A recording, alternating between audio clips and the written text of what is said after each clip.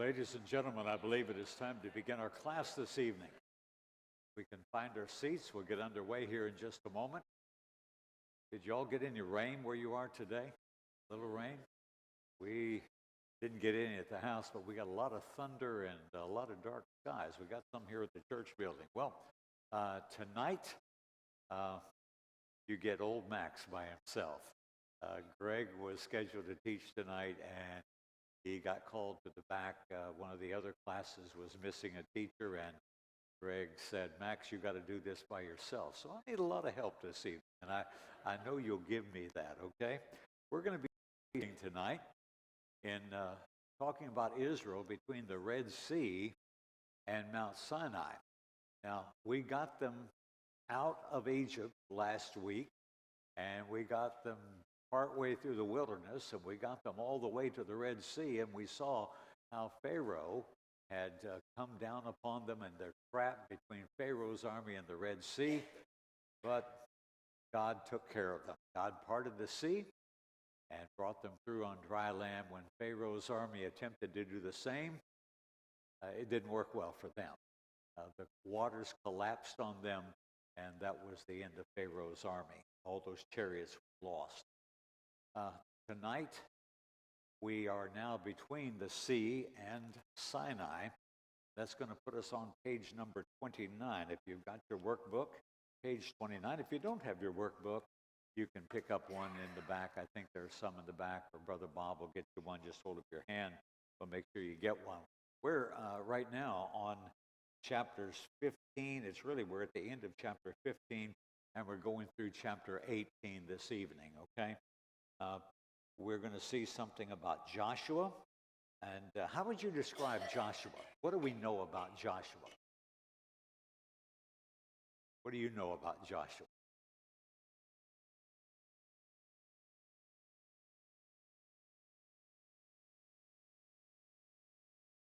Yeah, Joshua was one of the spies later, just actually not too far later, who went into the promised land and brought back the good report. There were two men who brought back a good report. And you see, God's plan is to take them to the promised land. In fact, let me slip ahead to my slide here on this map. We're going to use this map for the next little bit and even beyond. In the next class, this will be used. Because we're only going to go as far as Mount Sinai and a little bit beyond that in our class here. The next quarter, Greg will be out here. I believe, Brother Buckley, are you going to be with Greg out here in the next quarter? Don't know yet. Okay. Well, someone's going to be out here with Greg because we're doing this team teaching now. But they're going to be studying the book of Numbers, do a little bit of Leviticus and then Numbers. And Numbers has to do with the wilderness wanderings, all this here before they went into the promised land.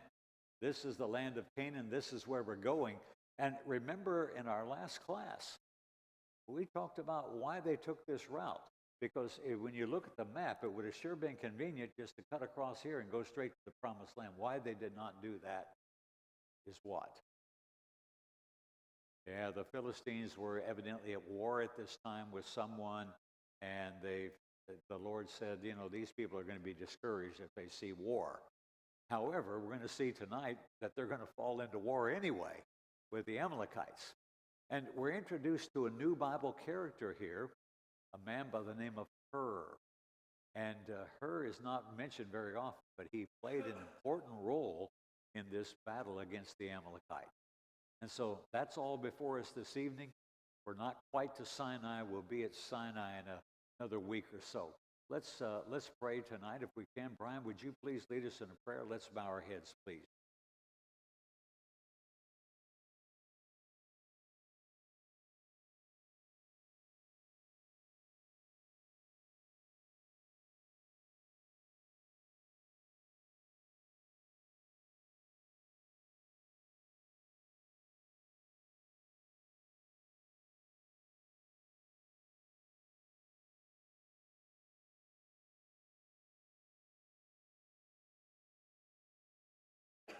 We always need the blessings of the Lord. No, one of the reasons we pray. Well, looking at our lesson tonight, we're on page number 29, lesson 9, Israel between the sea and Sinai. And we start off here with Israel having just crossed the Red Sea, without looking at your Bible, can anyone tell me the main part of the song that Miriam and these other women sang as they crossed after they crossed the Red Sea? Anybody? Sing to the Lord, for he has triumphed gloriously. Horse and the rider has he cast to sea. And that was the end of Pharaoh's army. Okay, so we pick up right after that in Exodus chapter 15 and verse 22. And now the people are going to be in the wilderness. And that would be, they've crossed here. You've got several areas that are identified as wilderness. You've got the wilderness of Shur. We'll see that in our study. We've got the wilderness of Etham, the wilderness of Sin. That's kind of interesting. It's called the wilderness of Sin because Israel did a lot of sinning in that place. It didn't get its name because of that, though. I think sin is related to Sinai. This is where Mount Sinai is. So maybe the correct pronunciation is the wilderness of Sinai. I don't know. But there is a connection there. Well, anyway, they've gone into the wilderness, and they're going to complain. And what is their first complaint going to be about? Mary Jane? First complaint will be about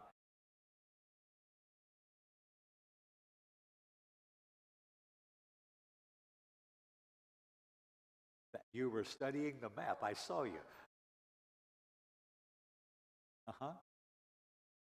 About the water. Yeah, they've gone 3 days into the wilderness of Shur. If you look at verse 22, chapter 15, verse 22, Moses brought Israel from the Red Sea, and they went out into the wilderness of Shur, and they went 3 days in the wilderness and found no water. Now, obviously, they had some water with them, but 3 days, they're not finding any water. You can't carry very much water for very long. So they've gone this into the wilderness without finding water. And then they come to some water. The name of the place where they come is called what? Mara, something like that. The name of the place, and they couldn't drink the water there. Why not? The water was bitter. That was our second question. Do you remember another place where that name was found, or one very similar to it? I'm ventured to say someone will be able to identify it. I know you all are good Bible students. The word Mara, a name? Yes.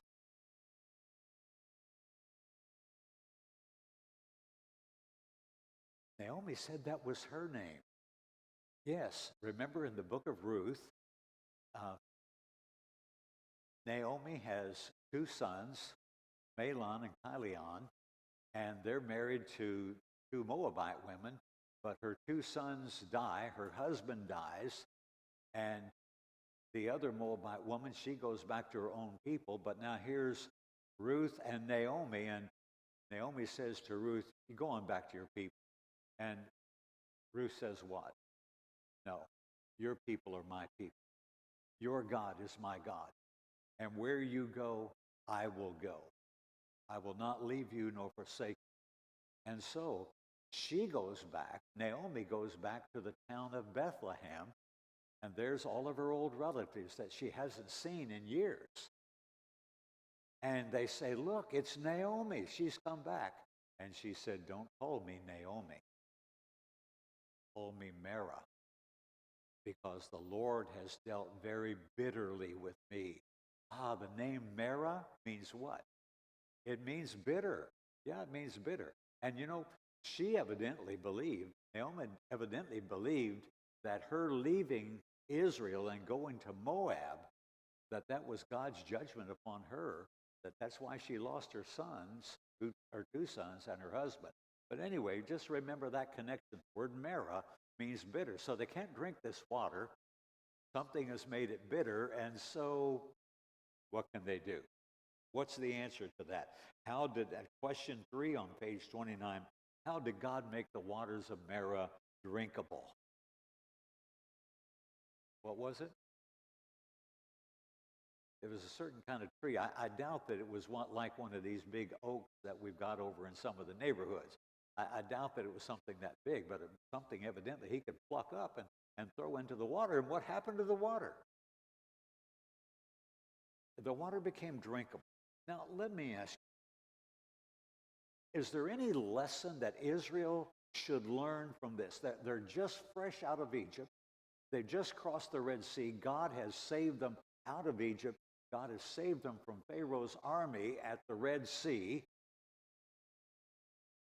But what lesson should Israel learn from this water at this era? What is it? The Lord's going to take care of them. That's what I wanted us to see. Thank you, Glenda. Uh, the idea here that this water is undrinkable. As thirsty as they might be, they can't drink it. And so here, at the very beginning of this time in the wilderness, their dependence is on God, isn't it? And I think God brought them to this place. Remember, God is leading them by this cloud. The cloud and the pillar of fire hasn't left. God is leading them, and he's brought them to this place, and they find water that they can't drink. But God is going to take care of them. There's an important lesson here about dependence upon God. God's people should always depend upon him. Yes, Brother James?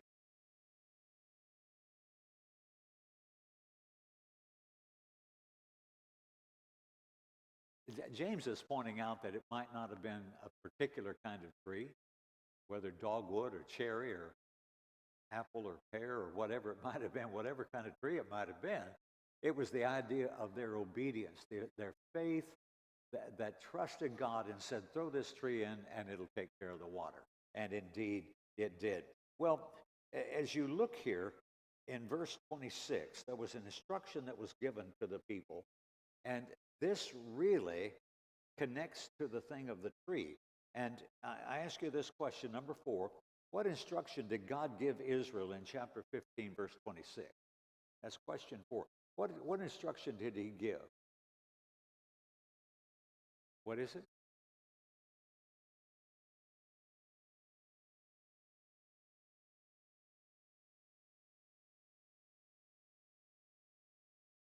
Yeah, the idea if they would listen to God's voice and then do what God said, they would avoid what? Well, they'd avoid the kind of diseases that the Egyptians had. And when I see this, I'm thinking about the plagues. I'm thinking because some of those plagues involved diseases, didn't they? And God is saying to his people, you do my will, I'm going to keep you healthy. And if you get sick, I'm going to heal you.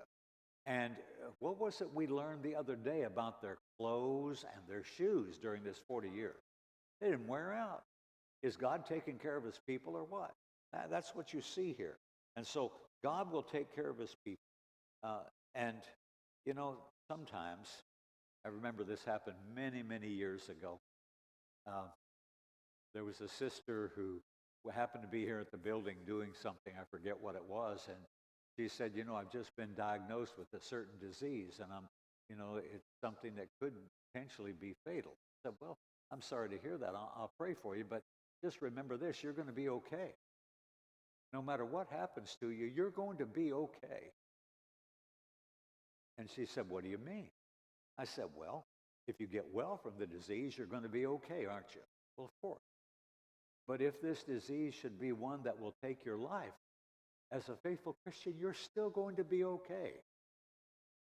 And she didn't seem to like that answer very much. But I will tell you, you know, I hear people say this. You know, today, by the way, is Gabe's birthday. Gabriel's birthday is today. He's 24, 25, I think 24. But I remember it's been probably 10 or 15 years ago. It was on my birthday on a Wednesday, and someone came up to me and said, hey, Max, I've heard it's your birthday. I said, well, that's right. I have one about this time every year.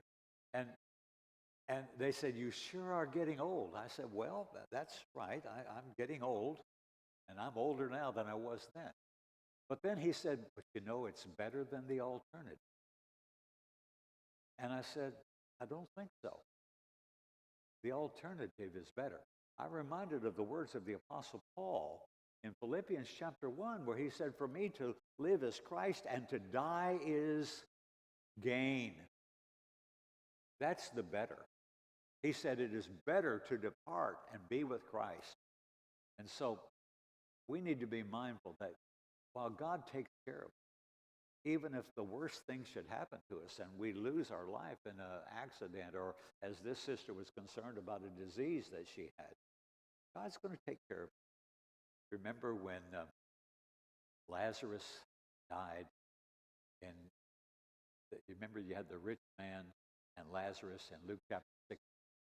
When Lazarus died, what happened to him? Carried by the angels into Abraham's bosom. You know, I've been in hospital rooms and in the rooms of people at home as they were dying, and I have every confidence that the angels of God are there to carry that soul to a place of paradise. We need to be realists about our faith. You know, God never promised we wouldn't die. In fact, the scripture is very plain that it's appointed unto men once to die, and after this the judgment. But he's going to take care of it. He always takes care of his people. That's the lesson to be learned if we don't learn anything else from this brief chapter. Now, they went on to a place called Elim. Is Elim on our map here, guys? Do you see Elim? Now, you see where it says the wilderness of Etham? Right below that is Marah. Right below that is Elim. And so they come to this place, Elim, and I think Elim might be a better place than Marah. What did they find? This is question number 5. What did Israel find at Elim? Water and palm trees, and like 12 wells of water, something like that. And so this is a place, and by the way, I got to talk a little bit about this water. You know, I've seen children's Bible class literature all of my life, all my preaching life, 48 years. And Moses, you know, is there at a rock, and he strikes the rock, and water comes out. And it's a little spout, kind of like your garden hose at home. Can you tell me how a garden hose is going to say, turn it on full force at the spigot there at the side of your house. Turn it on full force. Tell me how a little garden hose is going to take care of 2 million people. Brother Buckley, how many gallons per minute or gallons per second will a fire hose deliver? Let's make it a big one. 1,000 gallons a minute? That's a lot of water. That wouldn't have taken care of the Israelites. The Israelites need one of these big aqueducts, and that's what God is providing. He's providing rivers and aqueducts. Don't think in terms of some little garden hose with a little spout coming out the end of it. It just didn't work like that. You've got this massive, massive group of people, and they not only need water to drink, what else do they need water for? They've got animals, and for cooking. What is it? Yeah. You know, God didn't promise their clothes wouldn't get dirty. He just said they won't wear out. So they're going to have to wash their clothes, and there's going to be other things. Water is just essential to life. And I think it's interesting. You know, you can go 40, for most people who are healthy, you can go 40 days or more without food. But without water, you got about 4 days. That's about it. And it's interesting. God lets them go 3 days into the wilderness, and they found no water source. And so I think, again, that's to drive them to God. You know, I think so oftentimes we think, I hope I can have a trouble-free life. Well, I want a trouble-free life, but that's really for heaven, isn't it? To have a trouble-free life. You know what the problems of this life do? They drive us to God. If we will allow our faith to be properly exercised when troubles come, they should drive us to God and realize that God is our help, He's our hope, our strength, and all that we need. I think sometimes there's a scripture, and Brother Matt Bassford taught on this a few months ago when he was here. Sometimes people say, you know, the Lord will never let you have more than you can handle. And Matt taught just what I believe on that. That's not really right. The Lord often lets us have more than we can handle. And so there are days when I have to go to God and say, Lord, I can't handle this. I can't do this by myself. I need your help. And that drives, when troubles come, it should drive us to God. Don't ever let troubles drive you away from God. Some people make that foolish decision. That's no good. Well, here we are then. We've seen the end of chapter 15, and we're going into 16. And what's going to be the next complaint that the Israelites are going to make? When you look at the opening of chapter 16, okay, it's a problem now of food. And what do they say to Moses? I mean, you know, they're not being very nice to this guy. What do they say to him? Yeah. So, you brought us out here so we would die out here, right? Instead of dying back there, you want us to die here. And he said, they said to Moses, that we had stayed in Egypt when we sat by those, their mouths are watering as they're saying this. We sat by those pots of meat and we had bread to eat to the full. You brought us out here to die. We need food. And so they not only complained, and should they have learned anything by now? They should have learned, right now we don't have anything to eat, but we know God's going to take care of us. Would that have been a better response? And God would have taken care of them. Of course, he did anyway. And how did God feed them? He fed them with two things, morning and evening. Morning, they got what? They got manna in the morning, quail in the evening, okay? They got manna and quail. Their response to Moses, it's an extreme response, at least I believe it is. And people often make extreme responses when they get upset. Someone gets upset, they go off the deep end, and they say things that just aren't true. In their better moments, these people would know that Moses did not bring them out here to kill them in the wilderness. But when people get upset, sometimes they say things they shouldn't say. And so when you look at top of page 30, question 7, what instruction regarding the bread from heaven did God give them? What were they supposed to do? They're supposed to do what in the morning? Gather it in. How much are they supposed to gather? As much as they can possibly find? How much? 1 day's ration. You need enough for today. And it would spoil. If you kept it overnight, it would spoil. And what did some of them do? They kept it overnight, and God wasn't very happy with them. They didn't believe it. But now, what would happen? It wasn't going to show up on Saturday morning. And so, what are they supposed to do Friday? You got to pick up 2 days worth. And when you keep this overnight, what? It doesn't spoil. It's fine. And so, once again, this demonstrates God's impeccable care for those people. Now, I want you to look at question number 8. What did Moses say about the grumbling of the people in chapter 16 and verse number 8? What did Moses say about their grumbling? What was it? Yeah, it was really grumbling against God. Though they're talking to Moses and Aaron and saying, you guys have brought us out here to kill us. Here's what he says in verse number 8. He says, in fact, I'm going to pick up in verse number 7. He says, in the morning you shall see the glory of the Lord, for he hears your complaints against the Lord. But what are we that you complain against us? Now Moses talked about himself and Aaron. He says, what are we? You're complaining against us. And he said, that's not really what's happening here. Look at verse number 8. Also Moses said, this shall be seen where the Lord gives you meat to eat in the evening, and in the morning bread to the full, for the Lord hears your complaints which you make against him.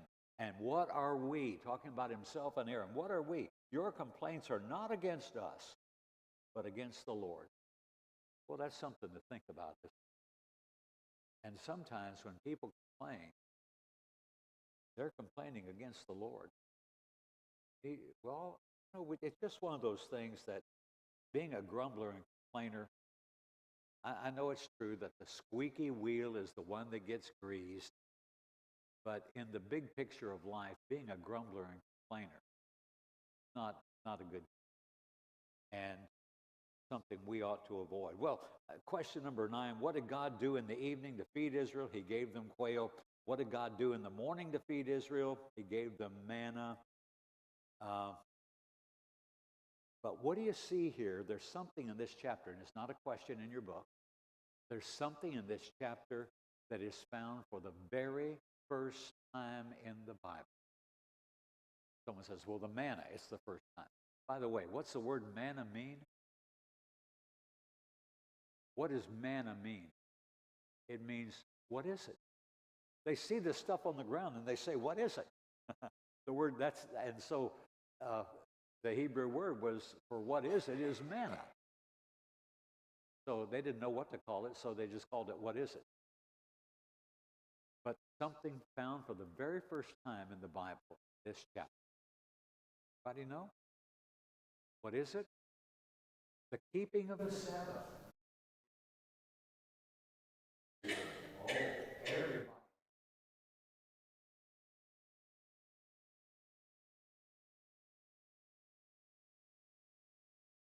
There is not a single mention, not one,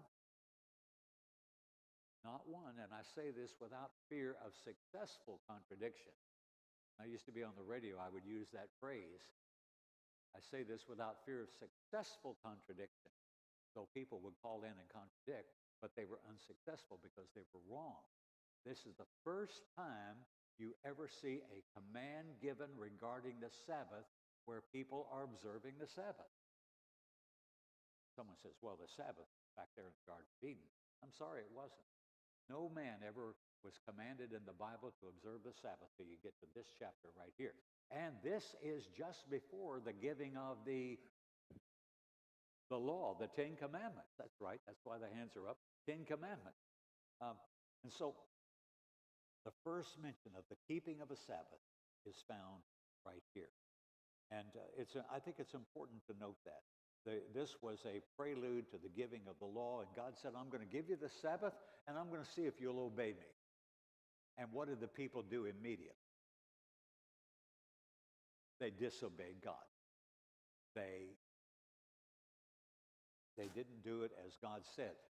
They didn't gather. Some of the people said, well, we'll just take whatever we need for Friday. God said, oh, you get 2 parts. You get enough for today and enough for the Sabbath. Sabbath is Saturday. I trust you all know that. Someone says, well, when did it get changed to Sunday? Never did. Sunday was never the Sabbath. Someone says, well, I know somewhere it got changed. No, sir, it never got changed. The Sabbath is Saturday. It's always been Saturday when this command was given. It was the 7th day of the week. You pick up the manna for 6 days. Day 7 comes. That's the Sabbath rest, a holy day unto the Lord. That's Saturday. We're not under that law, of course, today. We'll say more about that when we get into our next lesson. But in any case, what happened to the manna that was left over until the next day during the week before the Sabbath came? Wormy, and it got bad. I think my translation says they were sorry they kept it. It stank, S-P-A-N-K. Or I would say it stunk or something like that. I don't know, but it smelled bad, whatever it was. Well, in any case, they were told what to do, and the people did not observe as they should have. Question 12, what happened to the manna that was left over from the 6th day to the 7th? Oh, it was fine. It was edible is my answer on that. Question 13, what were the people supposed to do on the 7th? Because they're not going to be collecting manna on day 7. What were they supposed to do? Rest, and eat the manna from day 6, because they got that left over. And they observe it the holy day until, if you look carefully at verse 23, the Lord said to them, this is what the Lord has said, tomorrow is a Sabbath rest, a holy Sabbath to the Lord. Bake what you will bake today, and boil what you will boil, and lay up for yourselves all that remains to be kept until. So that worked out well. But there was something that God wanted the people to do to remember this feeding in the wilderness. And I mean, we're only at the beginning of it. We're only a week into it at the most. Here, as they've crossed the Red Sea, that we're only a few days past the Red Sea, but God has a memorial that he wants to be kept going forward. And does someone on this side, anybody know what that memorial was? A remembrance. Anyone know? What is it? Yeah, they were to save a pot of manna. It's called an omer of manna. An omer was 6 cups by measure. So if you were measuring flour, you'd take a cup and you'd do 6 cups. That was an omer, equal to about 1.5 quarts. And so a little less than a half gallon, like if you're thinking a half gallon of milk or something like that. But where was it kept? Someone on this side will tell me. Someone who hasn't spoken. Where was the omer of manna to be kept? Kept in a pot, but ultimately, and it doesn't say so here, ultimately it wound up where? Where? Yeah, it wound up inside the Ark of the Covenant, the Ark of the Testimony, which Moses is going to get instruction to build here later in the book. Okay? And by the way, when we get to that, Greg and I've got a bunch of pictures that we want to show of all the stuff that went into the building of the tabernacle and the ark and all that went along with that. So yeah, and it didn't spoil. Wouldn't be any point in keeping it if it turned rotten and wormy the next day, would it? And so that was something special. Now, we don't know what ultimately happened to it, but it was kept evidently for a long time.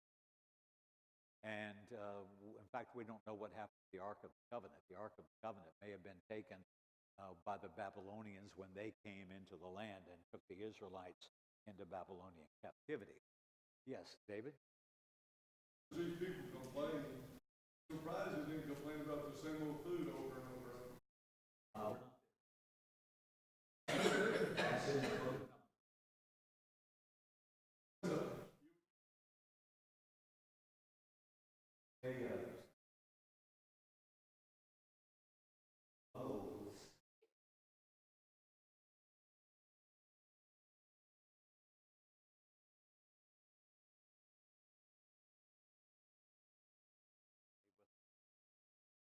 I don't think it would have tasted bad. You could cook it in several different ways. It could be used like flour.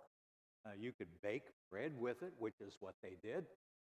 They could also boil it, make it, what would it be, maybe like a porridge or something like that, like oatmeal, something of that kind of consistency. It could be prepared in any number of ways, just like you can prepare, if you've got flour and water and a little bit of oil, you can do a lot with that flour, can't you?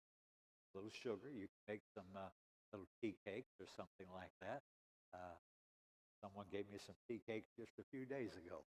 And, as I was eating my last one tonight, I was thinking, I wonder, is this what the manna was like? Because it was a little bit sweet, not overly sweet, a little thin wafer-like cookie. It was very good. Well, anyway, it never spoiled. That's it. Never spoiled. And that's a memorial, again, to the fact that God took care of his people.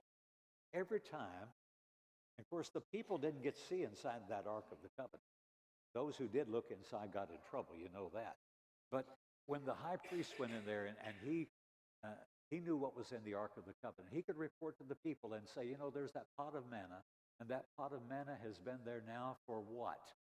In Solomon's day, it had been there for 400 years.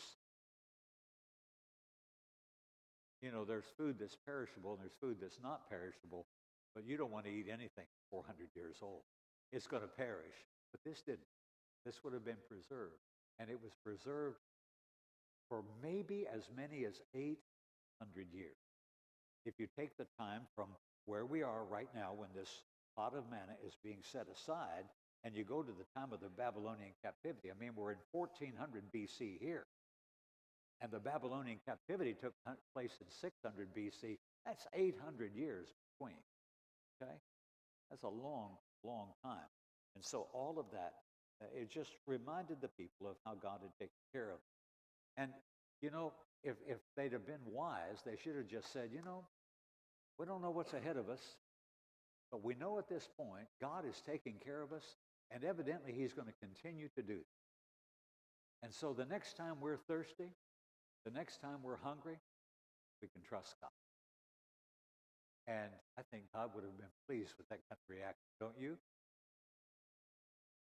We ought to trust God. That's all I know to say about that. Well, Israel gets thirsty again.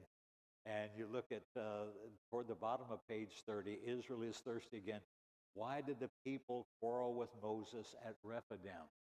And do you see Rephidim on our map? Where is it? It's really in this area, the lower area here. This is all known as the Sinai Peninsula because it's like a peninsula. Got the Gulf of Aqaba on one side, the Gulf of Suez to the west. But as you look down to this lower part of it, this lower part of it is known as Horeb. And remember, Mount Sinai is also known as Mount Horeb. Remember that? Remember when God called Moses back in chapter 3? Remember he was tending sheep. He was in Horeb at that point. So something similar to that at this. It was called the mountain of God. But you see there, if you look at Rephidim, it's just above where Sinai is. Now, one other thing I might take note of, we're not certain precisely about all of these locations, but we do know that they're on their way to Sinai. There's no question about that. So on their way to Sinai, they've got to pass through Marah, Elam, and Rephidim. And these other locations here, I'm not as familiar with those as I am with these that are found here in the text. Well, looking at, I guess this takes us all the way now to chapter 17. And we're going to cover, we've got just about 3 minutes left. And as you look here at chapter 17, verse 1, let's read a few verses. It says, "Then all the congregation of the children of Israel set out on their journey from the wilderness of Sin, or Sin, if you want, according to the commandment of the Lord, and camped in Rephidim. But there was no water for the people to drink. Therefore the people contended with Moses and said, 'Give us water, that we may drink.' So Moses said to them, 'Why do you contend with me? Why do you tempt the Lord?'" And so there's more here than just asking for water. They're angry again, and it says they're tempting the Lord. Now, when you see the word tempt used in a context like that, what's the meaning? What is the idea? We think tempt means to entice someone to sin. That's not what it is. That's a different use of tempt. Trudy? It's the idea of testing. And when it speaks of tempting the Lord or testing the Lord, it's the idea of testing the Lord's patience. Now, do you know what that is, test someone's patience? My brother Russ was here last Wednesday night, and he could tell you as well as I could tell you. Mom would put her hands on her hip. She would say to her two oldest sons, "You boys have pushed me about as far as I'm going to go. I'm losing my patience with you. Are you testing me? You want to see what I'll do when I get mad?" That's the idea here. So they're testing God. They're putting God's patience to the test. How long will God tolerate these people who keep complaining at him? And in verse number 3, it says the people thirsted there for water, and the people complained against Moses. And what do they say? What do the people say to Moses? "You brought us out of Egypt to kill us and our children and our livestock." Wait a minute. Didn't they just say that the previous chapter? Except they get a little more with it now. Now they're including their kids and their animals. What is it? Boy, aren't you glad, Clarence, that all of us, we learn so well today. We learn our lessons, and boy, next time the situation comes up, we're spot on. We're going to do the right thing. Do people ever really change? I mean, mankind generally We are what we were 3,400 years ago. This took place. We're just like, and the complaints, they come against Moses and they come against the Lord and against Aaron. And look at it, and it's evidently worse now than it was in the previous chapter, because what are the people thinking about doing with Moses? They're going to kill him. You brought us out here to kill us. We're going to kill you, Moses. We're going to stone you. And so this is where the Lord says to Moses, take with you some of the elders of Israel, also take in your hand your rod with which you struck the river. What river? What was it? The Nile River. Remember the rod in Egypt? The Nile turned to blood? Same rod. Okay, I'm going to take that now, and you're going to do what? You're going to strike the rock, and water will come out of it. And it's one. Remember the amount of water. Moses got to stand off to the side when he hits that rock, because it's going to come, and it's going to be like a flood. And the water will come out of it that the people may drink. So Moses did. He did so in the sight of the elders of Israel. So he called the name of the place Massah and Meribah. Massah and Meribah. And those two words, anybody know what those words mean? Anybody know what the word Massah means? Testing. It's where they tested the Lord's patience, isn't it? And you see, sometimes these Hebrew words, I mean, they bring the Hebrew over into English. Massah is a Hebrew word that means testing. And Meribah means what? Meribah is the idea of contending. And so they tested the Lord's patience and they contended with Moses. This place was given two names, Massah and Meribah.